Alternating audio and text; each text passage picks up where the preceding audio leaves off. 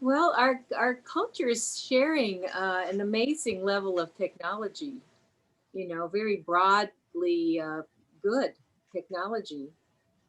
I'm so delighted to see you. It's been many, many years, and I've been waiting to talk to you because I still remember the beautiful meetings we used to have at your home of our group called the Seekers. Oh yeah, you came to my meditation group.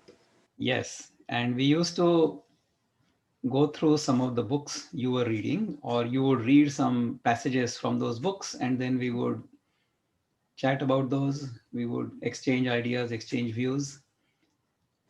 The idea was to explore truth, and truth is one. It can be seen by different people in different ways, but it has to be one. Yeah, I do feel like for my friends who are very Christian, they they seem to think there's one way. Not they're not all the same, but for the most Christianity, if you don't go through Jesus, and I don't know that Jesus said it this way, but people interpreted it over the many years that there's only this one way. And I find that it's sort of like hairdressers. There's a hairdresser for everyone, that, and I also think the truth, we understand it when we hear it, in the language that we understand. And so Exactly. if it's posed to the mind that we have, we will understand. And probably because we're not a bunch of blank slates. Why don't we talk about that then? The Why don't blanks. we talk about what truth is and how we perceive it?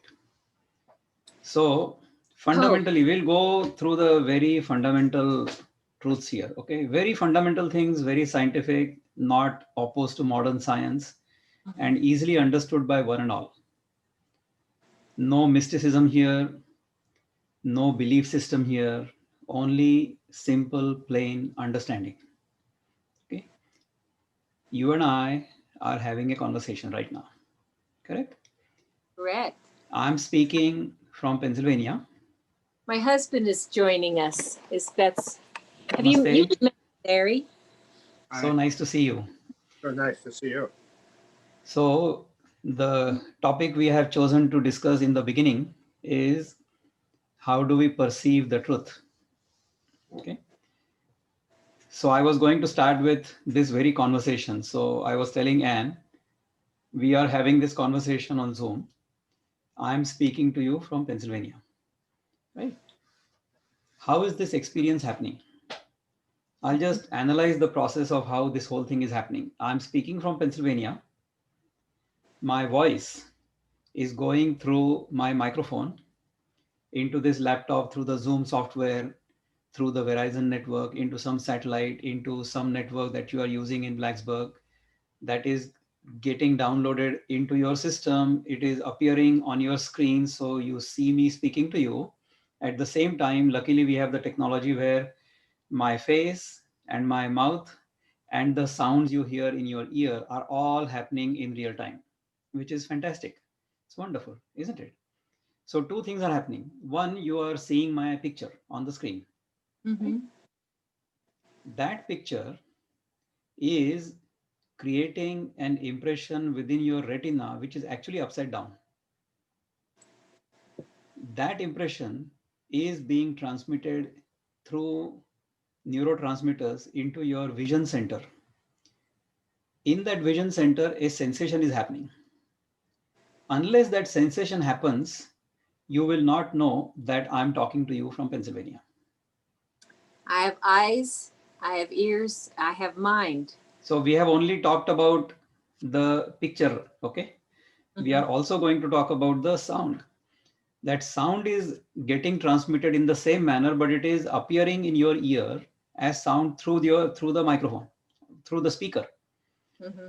So my sound is being converted into some kind of electromagnetic waves that are going through the system, through the satellite into your system, and then reconverted into sound waves. Those sound waves are shaking the eardrums. The shaking of the eardrums is happening in such a way that the neurotransmitters from there are going and changing something in your hearing center in the brain. And you are experiencing that vibration in the hearing center in the brain. Okay, so your mind is actually perceiving both these impressions, the impression of hearing and the impression of seeing. Correct? Unless that impression is experienced by the mind, whether I'm speaking to you or not does not make any difference. Okay. So my speaking to you or you seeing my picture on the screen and the impression that is getting created in your mind have to both happen in order for you to have the experience that I'm talking to you. So this was a long and complicated story about how this conversation is happening, right? All of these things, it took me 5 minutes to explain, but happening in a fraction of a second, right? Now, even if I'm talking to you, unless your mind experiences it, or if there is a mind behind it to perceive it, my talking will not make any difference. Okay. Secondly, unless your mind actually grasps it and experiences that, my speaking to you will not be understood by you. So my speaking to you and your perception of it in your mind both have to happen at the same time to have for you to have that experience. Got it? Yes. Now the question is, let me ask you the hard question. Luckily, no fifth grader here because fifth grader might answer this question. But we pride ourselves or we arrogantly say that we are smarter than fifth graders. So let's ponder on this question. Whether I am speaking to you is real or whether the impression that is getting created in your mind is real. Which one is the reflection of what? So whether what is happening in your mind is the real experience, which is the experience you have, that is the only experience you have, right? And I'm the reflection of that experience, or what I'm doing is the real thing and what's happening in your mind is the reflection. It's very hard to answer that. Ponder over that for about 5 seconds. Mm-hmm. I've thoughts already. So the answer to that question, Anne, and I say Larry, is that how you say your name? That's right. The answer that to your question or to that question is somewhat like this. Now I will ask, or we can ask this question to any fifth grader, or actually a kindergartner would be okay too. We ask the question, what is east? And the answer would be, east is the direction from where the sun rises. So sunrise happens from the east. So that's obviously the correct answer. Therefore, I ask the second question. Where does the sunrise occur? The sunrise occurs at the east, towards the east, isn't it? So east and sunrise are interdependent. East is the direction from where the sun rises, and sunrise happens from the east. So this is a circular argument. Either argument is dependent upon the other. The direction from which the sun rises, I have defined it to be the east. Otherwise, in space, there are no directions. And truth is the sun never rises. The sun remains where it is, earth spins around itself, and the illusion of sunrise is experienced. There is no denying that the sun is rising. The sun appears to be rising, and there is no denying that appearance. But that appearance may not be the truth, isn't it? Based on our perception of that direction, we have defined it as the east, and based on that east, all other directions have been defined, and based on that entire geography, GPS, all of these things have been based, which are very useful. I'm not saying that they're not useful. Illusion can be useful, but we have to recognize the illusion as illusion and understand, recognize, appreciate truth as truth. Therefore, what appears may not be the truth, because obviously I'm appearing to you upside down, but you are actually perceiving it within your retina wrong side up. Isn't it? But your brain is scrambling it or unscrambling it so that you get the experience of me standing right side up. So all of these things happen in nature. As long as we understand these things, then we will realize that the world as it appears outside is actually experienced within. Unless the experience happens within, the world outside is not even perceived, which happens when we go to bed every night. In our deep sleep experience, the entire world disappears for us. The world may exist the way it is right now, but it disappears for me. Okay. And for me, if I don't perceive it, then it does not exist. So for example, right now, what is Mr. Trump doing? We don't know. It doesn't really matter, because what he's doing is not creating an impression in our mind. So the world appears to us only through impressions it makes in our mind, and also only those impressions to which we give value and to which we give importance. So for example, you walk on the street, every morning or evening or whatever. In the summer, we take morning walks. During that time, you may run into or you may see several people, but you may not remember any of those. You have seen those, but your mind did not grasp them. So the impression was not, there was no impression. The seeing was happening, but that seeing wasn't caught. Right? So the world to us appears only to the extent we catch it, only to the extent we give importance to it. If we do not give importance to something in the world, that doesn't even exist for us, isn't it? Also, the experience we have, that is a very unique kind of experience. So for example, Larry, you have a unique experience which Anne does not have, and Anne, you have a unique experience Larry does not have. Also, the experience each one of us has is all the experience we have. We have no further experience. What does that mean? It means that the experience I have and me are unique to each other. That is all we know. We know no more than that. This is one fundamental understanding. The other fundamental understanding is the entire world is experienced only as images. Because even if I appear to you physically in my body, I may give you a hug, but I do not enter you the way I am physically. All that enters you is my impression. So the entire world may be real, but it is experienced as impressions. Okay? The impression in my mind and the world outside are mirror images of each other. Neither is real. They are both illusions. Who is real? You are real. Because if you are not there, neither is there. So that's the truth. So consciousness is what is real. Absolutely. Mm-hmm. Absolutely. And that consciousness is all there is. Is all there is.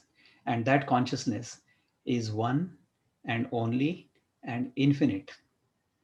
There cannot be one and two infinities. Infinity can only be one. And there cannot be any differences or divisions in infinity. Any division of infinity is also infinite. Therefore, as much as you are infinite, I am also infinite. Therefore, you and I are one, even though we appear to be separate right now. We appear to be separate only during our waking experience. But when we both go to sleep, in our deep sleep experience, neither of us has any experience of any otherness. Unfortunately, that experience of oneness happens in unawareness. But when that experience of oneness is experienced during waking and dreaming as well, that's when a wonderful infinite experience of bliss happens, which is indescribable. Indescribable. In that experience, the experiencer disappears. In that experience, meditation remains. The meditator disappears. There is no meditator and there is no doing meditation. Meditation simply happens. Meditation is all there is, because the meditator and his longing and his seeking and his doing, everything disappears. You are my good karma, Vikram. Does that make sense? Oh yes, it does. It does. Now Very I will much. tell you the story of Jesus Christ. Okay. Okay. Jesus Christ spoke the truth. About that, there is no doubt. Because he spoke about many things we had heard before. You have heard eye for eye and tooth for tooth. But I tell you that don't try to pull out the speck in your brother's eye when you have a log in your own. Okay. Now, this was a nice way of explaining the concept. And in our eye also, there may be only a speck. But because that speck happens to be closer to us, it appears to be larger. Mhm. Unfortunately, what we have within us, we don't see, because our eyes cannot turn around and see themselves. All of our sense organs are naturally outward bound. They can only perceive what we think as apart from us. Okay. Although whatever is apart from us is actually experienced within us, isn't it? When we understand this, then what shall we do? We will realize that what we see in the world is actually a mirror image of my own mind, isn't it? So, when we get up in the morning and go to the mirror, we do not put on the makeup on that mirror image. We put on the makeup on our own face. Then the mirror image improves, isn't it? So, when I understand that the world is a mirror image of my own mind, then instead of changing the world or instead of doing anything in the world, I would work on my own mind. And to the extent my mind is purified, the world around me is purified instantaneously and automatically. Therefore, if someone hits you on one cheek, give them the other cheek. Mhm. Because if my faith in my Father, in my Lord, in the Holy Spirit is strong enough, then the person who is hitting me on one cheek can, before he hits me on the second cheek, fall dead. By God's grace, who am I to resist? Who am I to do anything? If my faith in my Maker is strong, then it would not matter. I cannot take a single breath more than I am destined to take. Okay.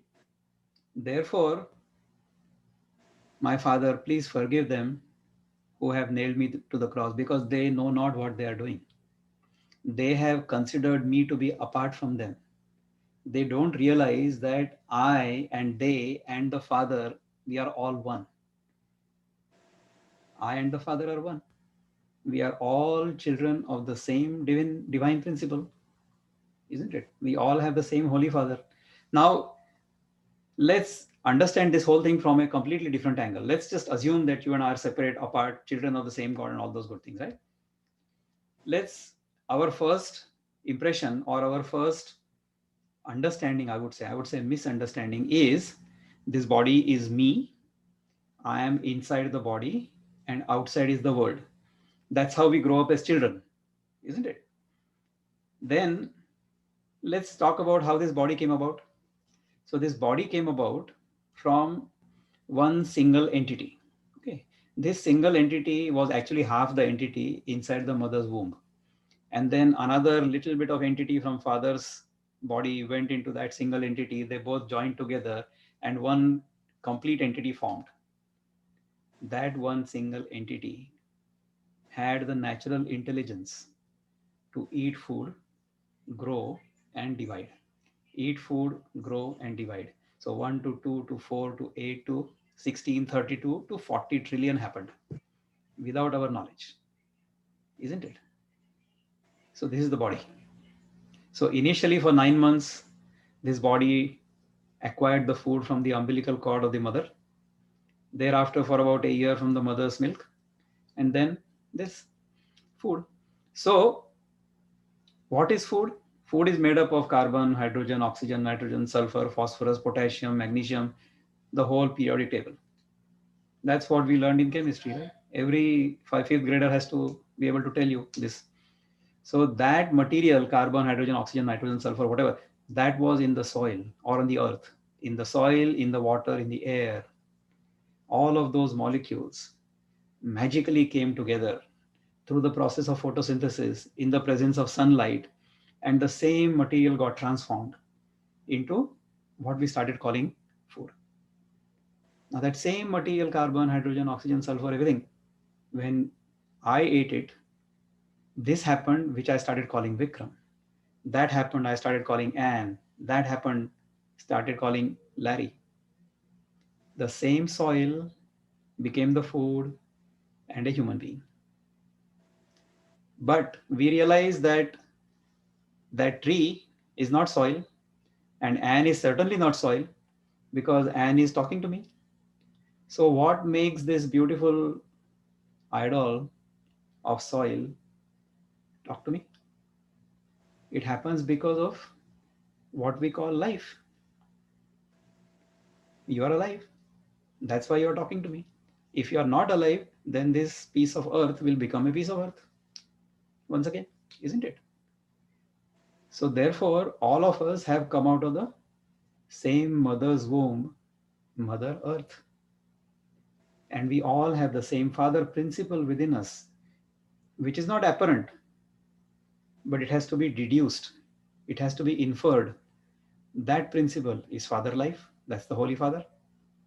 So if you and I have the same Mother Earth and the same Father, the Holy Father, that makes you my sister, according to today's understanding, isn't it? When I start living in this understanding, that is when you and I become human. Okay.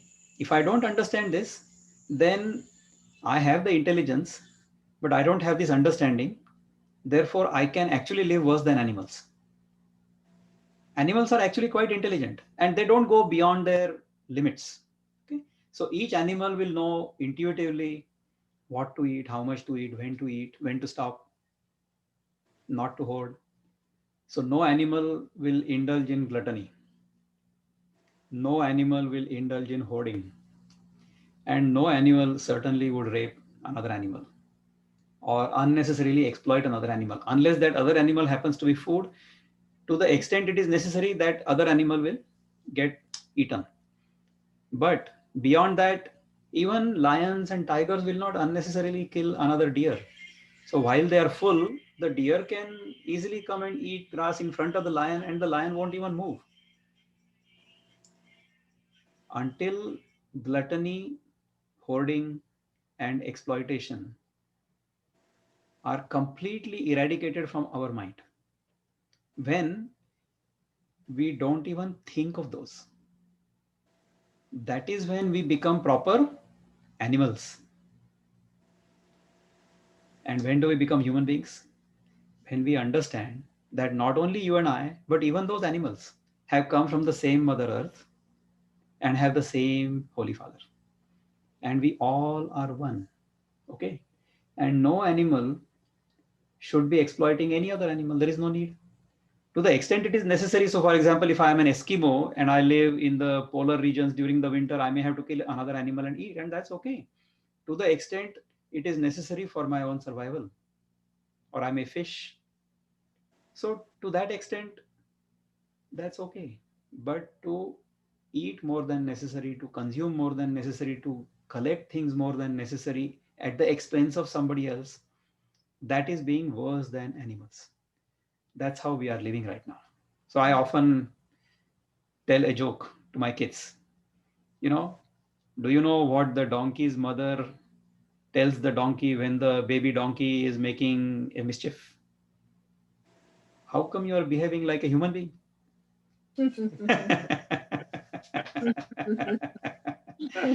We have arrogantly assumed that the donkey is a foolish animal. The donkey is actually quite smart. It knows not to read the newspaper, but to eat the newspaper. Yeah. We're species centric. Exactly. Mhm. So therefore, if we understand these things, and you see, I'll give you another example. Haley and what's your Rose, right? Uh-huh. These two are your daughters. About that, you have absolutely no doubt because you have seen them come out of your belly. Completely confident, no doubt, right? But these two girls don't have that same experience about you. They have only assumed that you are their mother, which is a good assumption, which is valid because you have fed them, maybe you have breastfed them when they were kids and all that, and then you have raised them and so on. So there is a bonding with the mother, and about that there is no doubt. Okay. What about the father? The man to whom you pointed. That man, Rose and Haley, have assumed is their father, isn't it? What is the proof? Nothing. I mean, these days you can do DNA test and all those good things, but these two are my parents is only assumed. Based on that assumption, I can live my life just fine. It is the truth, but it is not experienced, it is assumed, right? So if on such assumptions I can live my life just fine, then why can I not live my life on the basis of the understanding, the firm understanding that each one of us has the same mother and the same father? Why can I not do that? When I start doing that, that's when I become truly human. That's when I become truly human. That is the exact same truth every saint in every tradition has told us. We have simply not understood this. That is our problem and that is our tragedy. So if Jesus Christ were to come here today and read the King James version of the Bible, he would roll in his grave. He would say, today, as soon as I read this, please hang me again. Because you've completely ruined my teaching. And you have Yeah. made me a political figure. Because based on this, either you become this or otherwise I will cut your head. What is this nonsense? Is that what makes us human? No, we are living worse than animals. Worse than animals. So that's what my understanding is, and contemplation over so many years. Hopefully this makes sense to you in simple plain English. Oh yes, totally. I see it in a very similar way. I phrase it in different ways, like I would love to hear from you how there you there are perceive it. there are well, the way my mind would bring it up, I go, sometimes I think we're all the same person because or that we're just all a various part of the same being, Absolutely. the nerve endings of God. We are all because we have so much in common. And I do often feel, well, the Buddha used to say a little dust in the eyes. Some people had a lot of dust, some people had a little dust. And it's and the idea of the separation is, well, it's Eden. It's the fall of Adam and Eve. They lost their sense of oneness. And then the whole mess began. Um it's just like tuning in a radio dial in a way, just change attunement. But yeah, I am concerned with our times because, well, there was so much divisiveness. There's been so much divisiveness without questioning. I'm always beating the drum for common ground. And it's so interesting that some people just don't want to have it. It's like they don't want to find the commonality. So I will tell you about the original sin, the way I understand it. The original sin is I have assumed myself to be apart from the creator. Right? So why did this original sin happen? Because in my mind, there was a sense of separateness. the book tells us very clearly that man was created in the image of the divine, right? But I have assumed myself to be apart from that divine. And therefore, I'm doing things that are not according to the divine will. So my idea of separation, that idea of separation itself is a mistaken notion. It's not correct. It's not correct at all. See, in my tradition, the example we are given is we go on a street and it is dimly lit. The light is not adequate.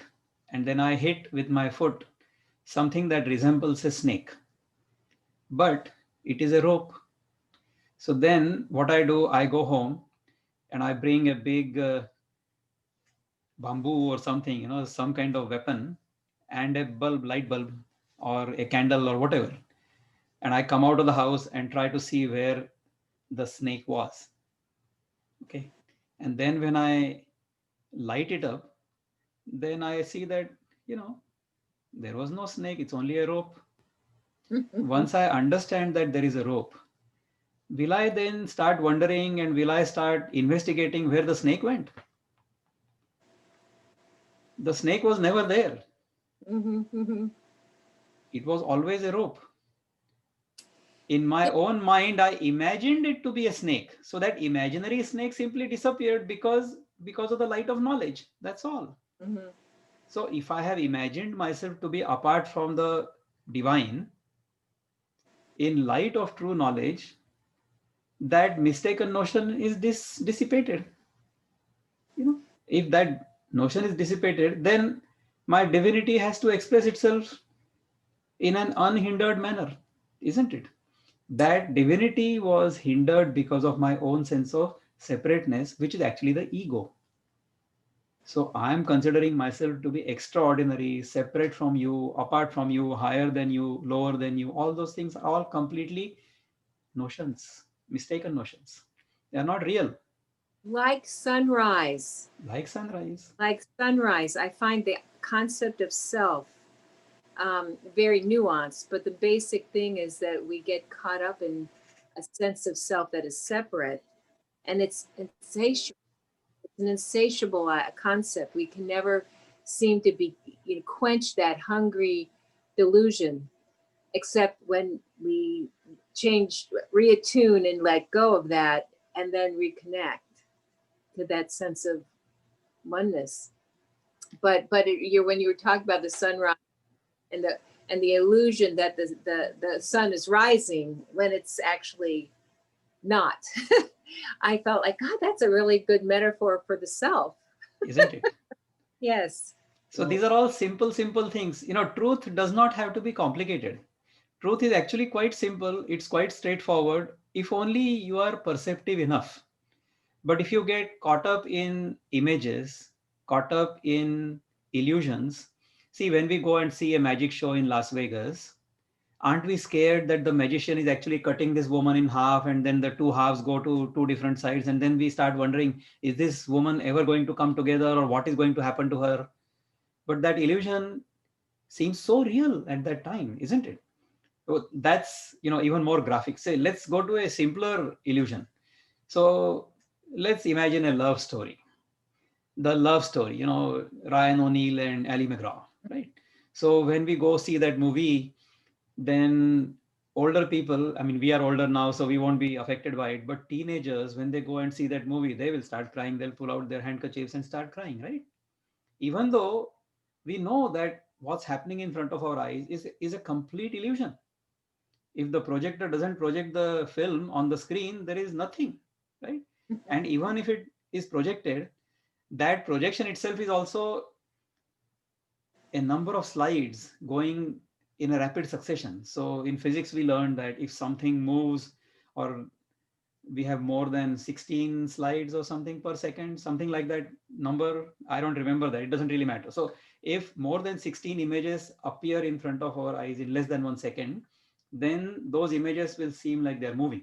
So for example, Christmas lights, we have Christmas lights all over the place, and the light seems to be jumping up and down and running all over the place. Nothing happens. It's only an illusion. So the lights get turned on and off in a sequence, and then the illusion of the light moving appears, isn't it? That's exactly what happens. But that illusion seems so real during that experience that we start crying, Mhm. isn't it? So, Oh, I think the tragedies that you see in a theatrical performance, um, on one hand, people identify with the loss, like, oh, if that happened to me, the loss.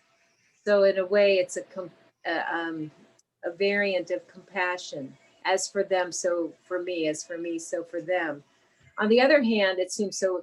I can't watch certain movies. My children don't like to watch movies with me because I scream and fret, and because I don't like to see meanness and of course, and and I get up and walk away because I can't watch this terrible thing about to happen because I I I'm such a vivid picturer. So I've gotten to where I'm very picky about what I put in front of my head because I'll have to go through it. exactly. So, therefore, you have the wisdom not to watch certain things because you know that those things are not good for you. But That's okay. I'll have to process them. I'll have to like, well, that was just a movie, or oh man, I could have lived my whole life without that image in my head. Now I can't unknow it. I know. Exactly. So, it is better not to go and try to Yeah. find out things. So, women have this sixth sense always to sense the danger. Okay. Somehow men don't seem to have that kind of sixth sense to sense danger. Larry, I don't know whether you agree with me or not, but men will get into certain situations unknowingly or being unaware and won't even understand that this situation is not good. But women have that perception. Somehow I have seen that as a general rule. Not that I consider women and men to be different or apart. It's just an observation. So, and if a man comes in front of you, hmm, you will have the sixth sense to know what kind of vibrations or feelings he may have for you. Oh Okay, yes. isn't it? Well, the body language. There's all Body these little language, subtle cues. If not obvious, there's subtle cues. Yeah. subtle cues, right? And women, I think, are more perceptive to that because they are more sensitive. I think women's bodies and their minds are made by nature in such a way that they are more perceptive, and they should be, because in a way woman is, in my personal opinion, a more precious creation than the man, because the woman is capable of giving birth to a new life. Okay, a man unfortunately cannot do that, right? So women can actually do everything a man can do and give birth. I'm completely sure that if a man has to undergo the experience of childbirth, the man would never imagine, or could never imagine what the woman has to go through. But the woman goes through it with great patience, as well as a sense of, what should I say, she bears that pain, because at the end of that whole process, the kind of relief as well as the joy she gets from that whole process, that cannot be experienced by a man either. That can be experienced only by a mother. Well, I'm a medical person, so I think that's mostly true, except that I think men who get kidney stones, you can almost diagnose them by the way that they are suffering pain. And Sure. and I know who get kidney stones. I've had natural childbirth. Not too many women do anymore, and I probably wouldn't again on purpose. but but my friends who have had that and kidney stones, they say they would rather have 10 babies naturally than one kidney stone. Is that right? Wow. It was just very painful. And Larry has had a lot of he has been through a lot of physical issues that he has survived. It should feel a lot like having a baby, because when you go through a very difficult thing and it only made you better and stronger and wiser, that is the feeling. uh, i I did this half marathon after many years of not getting any exercise, and I trained for it. I mainly walked. I was going to walk it, but I ended up running it because of my level of enthusiasm. And it was a rigorous thing to do. And afterwards, I felt like I'd had a baby Oh, wow. because I had done it. I didn't quit. I went through it, and and I think that's. But with a baby, it's so much. I watch babies getting born. I watch a child graduate from high school or college. I watch women, these young people get married. It always makes me cry because this is a moment. This is a moment, Absolutely. this being that is profound and holy. And whether they know it or not, they know it on one level, but it's an unconscious understanding that this is holy. So a birth is a holy thing, not just for the mother and the baby, because we are both being changed forever in that way, deepened. This child is now in this world with all that's going ahead, and this woman is now way more than herself. I ever since I had a child, I realized my life is more than me now, way more. Correct. My very life is more important because I'm the person who go the extra mile for this little being. Other people will not love my child as I love it because that's just the way it is. People love You their know, baby. when you have that kind of feelings for children who are not your own biological children, that's when your consciousness has expanded Yeah. already. Well, as a Already. clinician, I often feel, I mean, I don't ask to feel this, but I notice the feel it arises that I can see this person as somebody's child. I can see them as the cute baby they were, and here they are, an old person now. But I totally love them in a, not a cloying kind of way, but I just love them in their particularness and can picture them as children. You see, a mother does not love her child. A mother has love for her child because the mother does not see the child as apart from her. Whatever we see and perceive and include in the sense of I, we naturally love it. So, for example, this finger is mine, so I'm not going to bite it or cut it because this is me. So, I'm in love with whatever I call as myself. So, the child, it doesn't matter whether the child is 29 years old or 39 years old, that child is always going to remain a child for you. The child will grow up, but the mother never grows up. No, no, they are in So, your mind and in your heart. the child is always a part of the mother. So, therefore, the mother has natural love for the child. That's what it is. Okay. Now, I told you earlier that this entire world is only a mirror image of my own mind. Therefore, this whole world is created in my own mind. This world is only a reflection, is only a manifestation of my own mind. You see, the world may be the way it is, but the way I perceive it, I look at it. So, for example, let's say that Anne, you are the world. Okay. Now, I look at you as my sister based on the explanation I earlier gave you. Okay.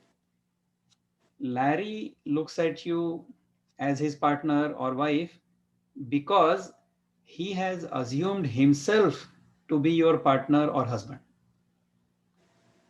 Okay. Haley or Rose look at you as their mother because they have assumed themselves to be your daughters. All of these notions are imaginary. You, the world, is who you are. But depending upon who I have assumed myself to be in relation to you, you appear to me that. Understood? So the world does not appear to us the way the world is. The world appears to us the way we are. That is the truth. Even he understood it. This is a little tricky in that I was yes, Sky.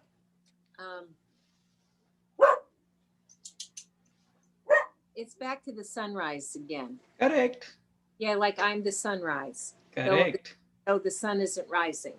Correct. Correct. So Mhm. therefore, the world appears to us what we have assumed ourselves to be in relation to the world. So now I will give you another example or another parable. Okay. So when you and I look at the mirror, we look at our own image, right? We don't look at the mirror. We don't even look at the image. We actually look at ourselves in the mirror. Okay. Now, based on that parable or based on that understanding, we know that if we want to change that image, then we have to put on the makeup here, right? That we understand. Secondly, we don't have any craving for it because we know it is an illusion. And thirdly, we are not afraid of it because we know it is an illusion, Mhm. isn't it? If we understand the world in this manner, then what will happen? We will not crave it. We will only consume what we need to consume to the extent it is necessary for our survival and not covet anything else at all. So the But book says that you shall not covet. Remember? mhm. So the truth is the same. Secondly, you will not take the speck out of your brother's eye, but take the block out of your own eye, right? And thirdly, there shall be no fear at all. Absolutely no fear. In fact, the person who is completely aware and immersed in his or her divinity will not be afraid at all. Mhm. Even if that person happens to be on the cross, he'll say, they know not what they're doing. That's what he'll say. Because I'm accepting the Lord's will the way the Lord has ordained for me. It's okay.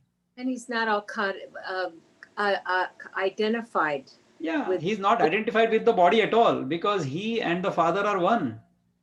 The body is going to perish someday. Everybody's body has perished. Our body is perishing every moment. One day the process will be complete. Then people will put this body, somebody else will put this body in a grave somewhere, or in my case, they'll burn it. Mhm. It's okay. So the elements from which this body was created, those elements will merge in the universal elements. That's all will happen. What happened to me? Nothing happened to me. Nothing happens to me. Only the body gets destroyed. The body is getting destroyed from the day it came out of the mother's womb. It has been changing. So I take in some molecules of oxygen and I exhale some molecules of carbon dioxide. So at the molecular level, the change is happening all the time. But I don't have any experience of any change. The same Vikram who used to come to your house for the seekers meetings is talking to you, isn't it? Seems Except I have many more experiences and I can share those experiences and appear to be wise, which I am well. Well, not. this is where I feel like when we were talking yesterday. Well, I kind of bank on myself changing because I want to improve my scope of understanding. So I want to be able to change that aspect of myself or whatever I am. I want to not necessarily accumulate more, but see greater, deeper, wider. Absolutely. The And only way we can do that, Anne, is by simply ignoring those things we are not. Okay. So we have assumed ourselves to be many different things. So the first thing I assumed was I am this body. That was the first assumption. That is the original sin. mhm, mhm. I have assumed myself to be apart from the maker. That is the original sin. And then I'll tell you how the error keeps multiplying thereafter. So therefore, I'm this body. Then the second notion is I'm a woman or I'm a man. Mhm. Then the third notion, I'm old. Fourth Oh, notion, I'm white. Fifth notion, I'm American. Sixth notion, I'm a nurse practitioner. All of these notions are subject to change. Okay? Well, in meditation, I couldn't tell you what I was. Exactly. I couldn't tell you what color I am, what gender I am, where I Correct. am, who Correct. I am, hardly. Correct. I mean, Those things don't seem to matter in that moment. See, you are one of the few lucky ones who understand this in full awareness. All of us understand this in unawareness when we are in deep sleep. Okay. But when we start understanding these things and realizing these things when we are fully awake and aware, that's when we actually understand our humanity much better. And this is possible only in this body. You know, you're talking about the sunrise being an illusion. It's a good metaphor. But I was thinking that we still speak of that as rising in the east when we know very well it doesn't rise in the east. Yet it is useful as a means of orientation. Correct. You know? Correct. So we can, so it doesn't, it has a useful purpose. Absolutely. Completely agree. And we would be at a loss if we didn't have those methods of orientation, that we use all kinds of different ways to communicate. Absolutely. So it's perhaps that we mistake it for its usefulness. It has a value. It's useful. And perhaps our mistake is thinking that it has a truth. Exactly. Exactly. You hit Inherent. the nail on the head. It's not an inherent truth, but it remains a useful direction, or a point of direction, let's say, or orientation, a point of orientation. It's like we forgot that it's a tool. We forgot, I feel this way about all the isms. Yes, exactly. I was about to say that. I was going to say that the book is a tool. Because people think, they grab onto whatever ism is, like capitalism or socialism, like they were like Bible phrases instead of conceptual frameworks to organize society. They're tools. It doesn't matter. You could use this one for that and this one for this, and it'll all be function. But no, everybody gets this emotional attachment to this ism. Correct. Correct. So therefore, the book is a tool, but it's not a tool to hit somebody else with. The book is a mirror. So within that book, the words are only tools for us to know who we are. Those words are not tools for us to use to hit somebody else with. Okay. So if we look at any book and reflect on who we are, then that book is a useful tool. If that book is used as a tool for belittling somebody else or hitting somebody else with, then we have completely missed the purpose of that book. So the mirror parable I was going to tell you is, when we look at the mirror, that's what we perceive, right? But when a bird looks at the mirror, the bird sees the image as another bird, and the bird starts thinking that that bird is real. So then what does it do? It will go and hit it, peck it. You're in my territory. Yeah, exactly. Exactly. So then what happens?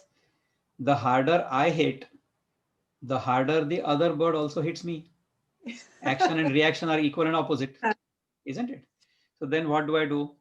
Then I go behind the mirror and try to find out. Oh my God, nobody is here. Then what was happening? So then I come back in front of the mirror. Oh my God, this guy has come back again. So I have to see what happened is, unfortunately, by hitting, it did not disappear. So then I have to do something else to take care of this. So then what I do, I go and join a yoga studio meditation program, and then I do yoga and I do meditation. The trouble is, the better I do my own yoga and meditation, equally better that guy also does yoga and meditation. So even by doing yoga and meditation, he doesn't disappear. Then what do? Then I start going to the temple or the church or wherever. I start praying. Oh God, let this devil go away. Then I come back and I see, this devil remains. So what can I do? I can neither fight it, nor can I wish it, it would disappear, nor can I pray to some divine power that it would disappear. It won't disappear. It cannot disappear. It cannot disappear because it is not real. As long as I'm sitting in front of the mirror or standing in front of the mirror, that mirror image is going to appear. So how do I get rid of the image? I don't get rid of the image at all. All I get rid of is the mistaken assumption that that image is real. As soon as I come to understand and realize that that image is only an image, it's not real, then even though the image is there, I'm free. Mm-hmm. Because I was free all the time. Mm-hmm. I just didn't realize it. You're familiar then with Plato's image of the cave. What is that called? Tell me about it. What is it called? It's a little booklet, The Yeah. Parable of the Cave. And inside the cave is this fire. And people are all around it, and they see the projection of themselves on the wall. And they think those projections are real. Yeah. Not, they don't know what the real world, haven't been outside. They're inside this cave, and all that light projection on the wall becomes what they think is real, and how they react to it, and it becomes their life. That is exactly how our condition is. As long as we understand ourselves, or as long as we mistakenly assume ourselves to be apart from the other. Larry might be able to explain the parable of the cave better. Yes, Anne's got it right, but it's where the persons that are in the cave are facing the back wall of the cave, and there's things outside the cave, and what they see are the shadows of those things on the cave, and they assume that those are the realities, but they have to turn around and look out of the cave, and it's then those realities that's the mistake that's made.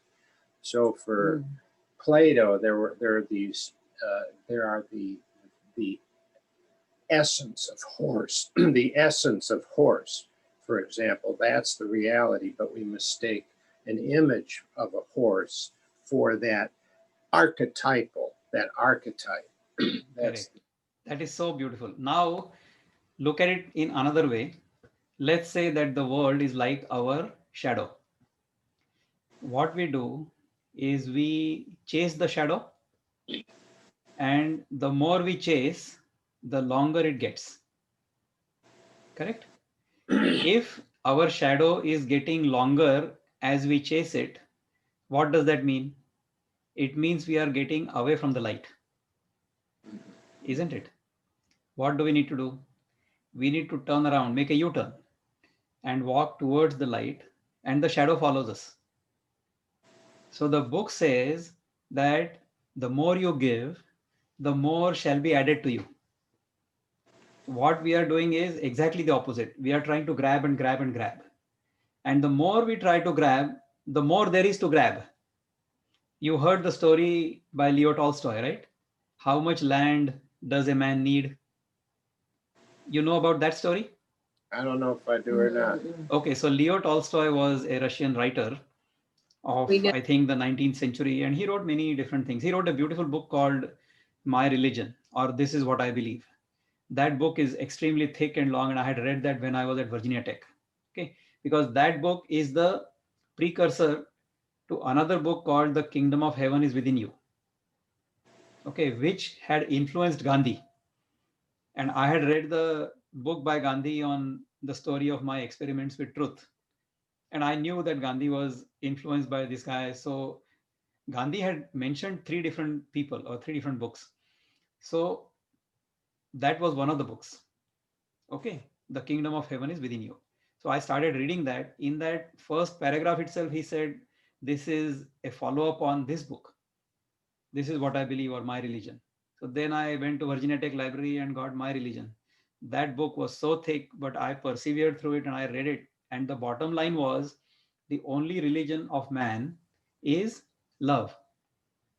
If we don't have that, then we are worse than animals, right? So anyhow, that's a separate story, but he was, a big star and a big writer. In today's language, he would be a New York Times bestseller or whatever.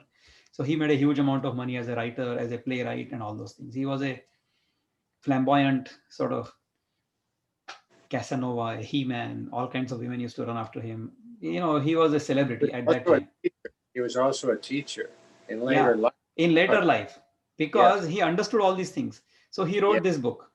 And then yeah. one of his stories he wrote about a man who goes to the king to ask for a piece of land. And the king is happy with him. And he says, okay, why don't you go and walk around and make a circle and come back to the same point? Whatever circle you can make, that land is yours. So therefore, this fellow starts walking very enthusiastically. And he goes, see, theoretically, if he starts at sunrise, he said, you start from sunrise and end at sunset. Wherever you go and come back, that land is yours. So any intelligent person would think that, okay, I'll start at sunrise, then I walk wherever I can walk up to noon, and then from that point onwards, I come back. So that by sunset, I'm back here and then done. But no, this fellow keeps walking, keeps walking, keeps walking. And even at noon, he thinks that, maybe I'll go for an hour or two, and then on the way back, I'll run back. That's what he thinks. So, of course, he does all of that, and he cannot make it back to the same point at sunset, right? In the meantime, because of dehydration and exhaustion, because he doesn't even stop to drink water or eat food, he dies, collapses. So therefore, they bring his body and they bury him in a 2 feet by 6 feet grave. So how much does a man need? 2 feet by 6 feet. That is the bottom line. That's the answer of the question. So our greed will have no limits, but our need has very small limits. If we live according to our need and not according to our greed, then there is enough land available, enough resources available for all of us. Unfortunately, we don't understand these things, these simple, straightforward things, and we keep chasing shadows. And those shadows become bigger and bigger and bigger, and we are running away from the truth, the light of truth. All we have to do is to turn around. Vikram, this Yes, movie I saw yesterday, which would yes, probably seem like, I think it's all about what we're talking about. It even begins with the concept of truth. Truth is the most important thing. And it's Wonder Woman 84. I went to see it with a friend. She goes, oh, I think the first one was better. And I'm going, I can't stop thinking about this movie because here's a woman with great prowess, but she was trained not only for the prowess, but it's only valuable if it's based in truth. Oh, so the movie goes on, and the villain of the movie, he is having a problem with wanting more and more and more, and the destruction of civilization is at hand because of his greed. But it's quite profound, I thought. Couch profound things are best delivered in fantasy or humor because people don't get all defensive then. correct. But I think it's a very powerful Dharma movie. I would love to see that. If you send me the link for that or tell me more about it. Well, Is it in it's the on. movies? It's at the movies, and you can get it on HBO Max. I Okay. went to the movies because they have a good protocol. This new movie, there was like six of us in the whole theater, and we wore masks, and it seemed fine. Um, but some people don't, who are still anxious about going to a public place, can stream it on HBO Max, but it costs $15 a month, and I'm not going to pay that. So I went to the movies because I don't go to the movies hardly ever anymore. Right. And there's certain movies that should be seen on the big screen because of their bigness, the Correct. cinematography. So anyway, I just thought it was a What powerful is the movie. name of the movie? It's Wonder Woman 84. It's the second movie, and a woman directs it, Uh-huh. and and the woman who plays Wonder Woman does a wonderful job. But this whole movie was about truth and the destructive power of greed of the self and how unsatisfying it is, and how and I'm a total sap for love is the answer. It's love that saves the day in the end. Correct. That doesn't tell you Fantastic. how it happens, but Um, it's God, I was hoping it would happen. I was worried it wasn't going to happen, and I thought, oh no, Well, because I'm I don't. so glad that our conversation was useful to you and you remembered something that was similar or that is similar. Well, it's the theme, like when I laughed and said, "Oh, you were my good karma." This is such a theme in my life right now. I've done a lot of meditation in the last, I don't know, I started in 73, and then I went on I did it a lot, and then I went, when raising children and getting more degrees and working, I didn't meditate very much. And then in the last, I guess, say 12 years, I've done some retreats, and I've done 2 home retreats. And the second one, I just felt done with, because I noticed that I'm attached to the dogma a little bit, and I felt entrapped by it, and I thought it was having a deleterious effect on my practice. That the should part of it, rather than the be, I was shoulding. And you'd think I'd be over that, but it's like taking a shower. You have to do it more than once. Exactly. Anyway, So, but I, whatever I have told you or whatever we discussed today, mm-hmm. any questions, comments, criticism on that? Yeah, I have a question here. You talk about sleep, and when you sleep, you're one again. You're not functioning with delusions anymore. So why is it that we wake at all? We If we are, wake where are, because we have desires left. If we have no desires left, we would be permanently asleep, but right? aren't desires a good thing then? Even if they lead us astray, don't they lead us into understanding?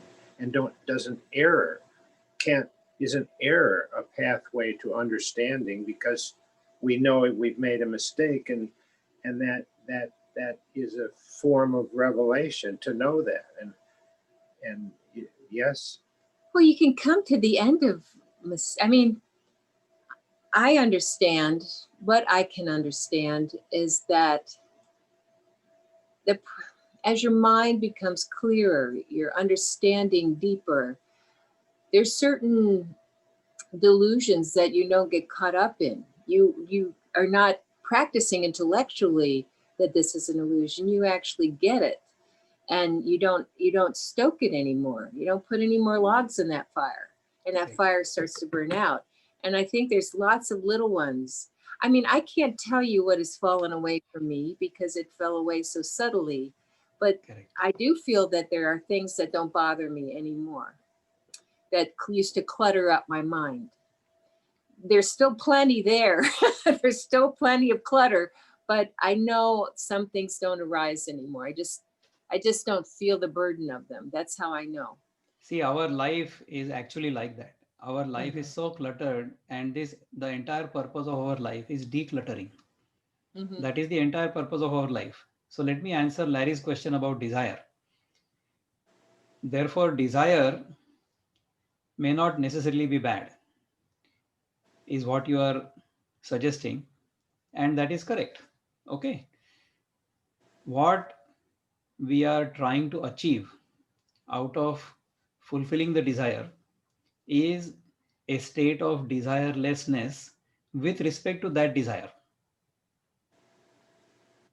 Our pursuit of any desire or any goal is to actually achieve desirelessness with respect to that particular goal.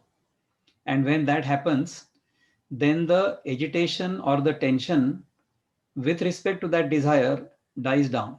And there is a sense of peace and bliss and happiness. That is exactly what happens. Okay.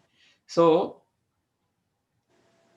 agitation, tension is misery, or in Sanskrit it is called dukkha, or even in Buddhist language they call it dukkha.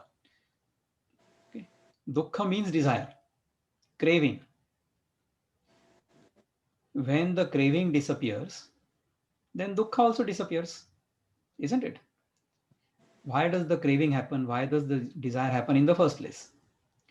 Desire happens because of a sense of otherness and a sense of incompleteness.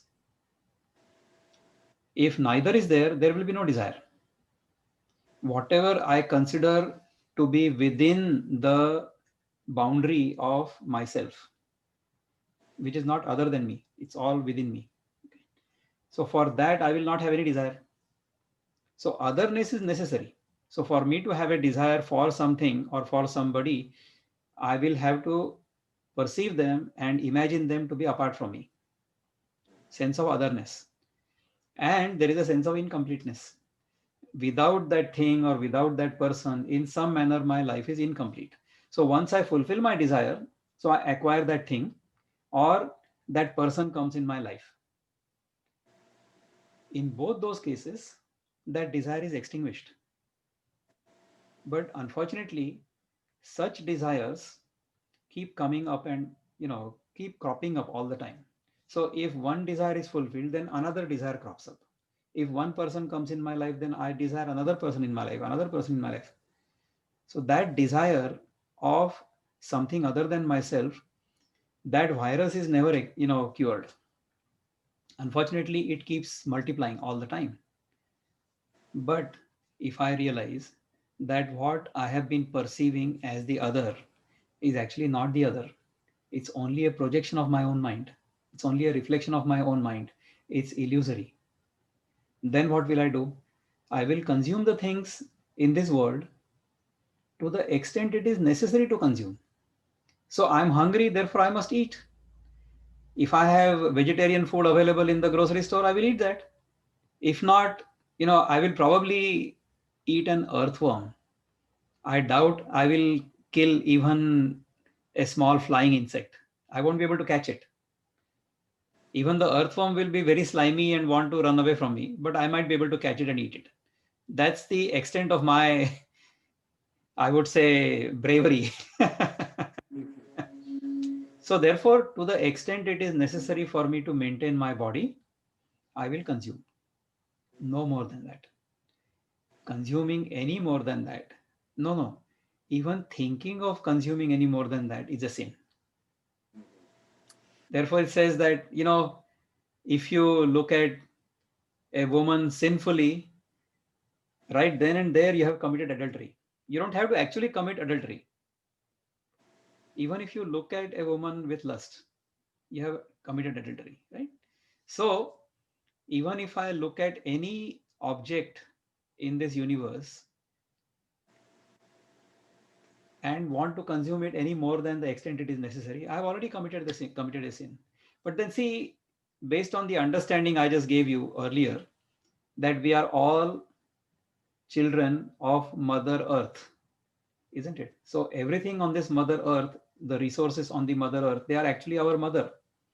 So we will treat our mother in a respectful manner, and we will go to our mother's bosom to drink her milk when we are hungry, and drink only to the extent it is necessary. Correct? But what we are doing, unfortunately, is we are sucking the blood, we are biting into our mother and sucking the milk, not milk, but sucking the blood out of it. That is what we are doing in terms of the resources of the earth. But if we consider the earth to be our mother, which can be milked to the extent we are hungry, that's all. Then So this Mother Earth has plenty to give us, but we are not doing that. That's the problem. Go ahead, and you are saying something. the word sin, I feel has greater nuance than just, I know from growing up as a Christian, there's this sense of evil about it, but I think it's more of a misperception, a missing, not seeing clearly, because Exactly. forgive them, they don't know what they do. They Because of our limited understanding, we can perpetuate behaviors that are not only harmful to the outer, but it's harmful to our inner. Like, the rapist is not giving and doing himself any favors. There's this harm to his very being. He's accentuating separation and not being Absolutely. in the throes of peace. So I feel like sin is missing the mark, and Yes, the actual meaning, the literary meaning of the word sin is an error or missing the mark. So if you are targeting something and if you miss the target, that is called a sin. So I'm not understanding the word sin in the way traditionally we understand yeah, it. Sin means an error. it's an error of perception. Yeah, it's an error of perception. So I have assumed this world as apart from me and something to be enjoyed, Mm-hmm. right? That is not the truth. The world, this nature, this earth is my mother. It's not something I should be enjoying, right? If I look at the earth, if I look at the natural resources, if I look at the world in that manner, then I will only consume what is really necessary for me and not even think of anything else at all. So the error or the sin in my perception is I have assumed this world to be real and I have assumed this world to be something that can be enjoyed and that should be enjoyed. No, you take whatever you need, but don't enjoy. So therefore, desire, to go back to Larry's question, desire will happen in my mind because of that erroneous assumption that I'm apart from the world. That's what desire is. And when that mistaken sense of otherness is dropped completely, then all desires are fulfilled simultaneously. Therefore, there is a beautiful, Mm-hmm. indescribable sense of Mm-hmm. peace and bliss within us. That person is truly free. Freedom is not for I, freedom is from I. Mm-hmm. Yeah, the idea of see the enjoying is like in the grasping kind of way is not joy. Correct. It's a grasping. It's a hoarding. It's a cumulative Correct. rather than an expansion, a connecting. Um, so it's tragic in I that way. know. I know. So the basic error, the fundamental sin, the original sin is I have assumed myself to be apart from the other. There is no me and the other. When this mistaken notion of otherness disappears, that is when yoga happens. Yoga means the union of me and the other. So when the boundary between me and the other is erased, that's when yoga happens. It simply happens. One of So my this is great. This is fantastic. I'm so delighted we have had this conversation. And I hope I answered Larry's question to his satisfaction. Yes, and I guess that we'll have more conversations at another time. And We will, we will. It has been I a phenomenal afternoon talking to you. I I love hope your to have, backdrop too. You know that beautiful painting you've got yeah, behind your you is butterfly. yeah. that's the monarch butterfly. So happiness is like a butterfly. Hmm. If you chase it, it will run away. But if you sit still, it will land on your shoulders, just like this one. So Very do. good. Mhm. How's that? Thank you very much, Vikram. Wonderful seeing both of you. I Yes. wish you have a beautiful evening and Yes, we thank shall you. meet once again very soon.